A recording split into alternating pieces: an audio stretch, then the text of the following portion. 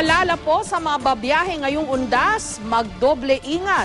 Sa Davao del Norte, 9 ang patay habang 18 ang sugatan matapos bumangga ang isang bus sa isang burol kaninang umaga. Ayon sa inisyal na investigasyon, nawalan daw ng preno ang bus. May report si John Paul Siniel ng GMA Davao.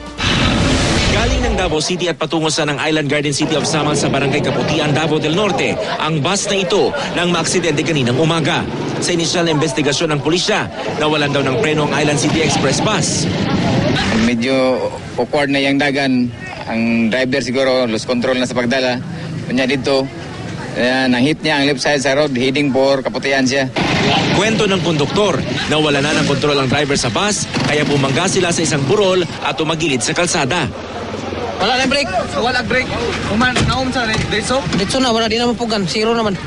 5 ang dead on the spot kabilang na ang bus driver. 4 pa ang binawian ng buhay sa ospital. 18 naman ang sugatang pasahero.